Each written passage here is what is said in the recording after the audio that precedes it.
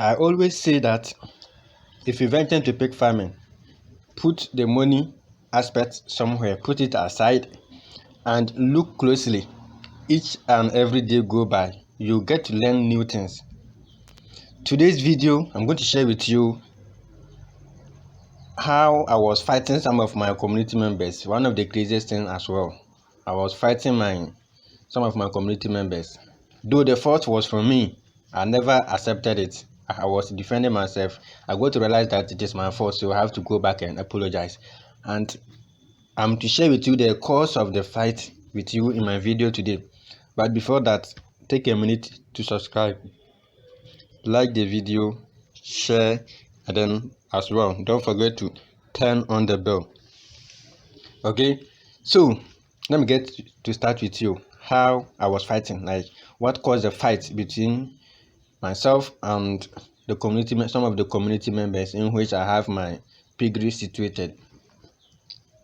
You know, they always say a hungry man is an angry man, and that was it. I started pig farming, and during that time feed was very high.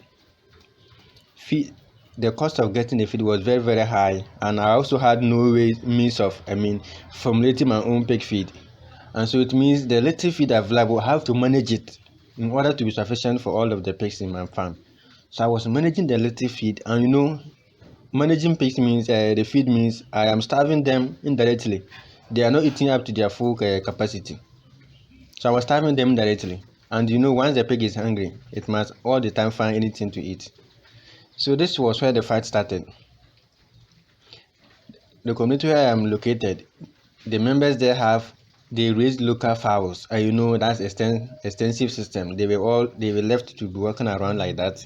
Like each house has a number of fowls there, and they are all left. They don't house the fowls, so they just leave them and then they walk around, find their own feed and eat, and then come back to sleep. And you know, I also had this little feed that I give to my pigs. So what happens is, in search of the feed by the fowls, they'll go to my piggery, my pig pen. They go there and then they enter, and then they'll begin to compete with the pigs for the feed. And you know, as usual, the feed is not already sufficient for the pig. You two are entering there to consume with it. You are competing. What happens? The fowl turns out to be feed for the pig again, and the pig takes the fowl. And that's where the fight started coming. Each and every day, my fowl is missing. They come to my farm and it is there. You find the feathers there. My pig has already done justice to it. And actually, that's a bad practice for a pig to be doing that. So actually, those pigs were sold out immediately. And I got to realize that they were actually doing that. I sold them out, and to avoid complaints, I sold them out. But I'm sharing with you what happened. So in case you also find yourself in a place that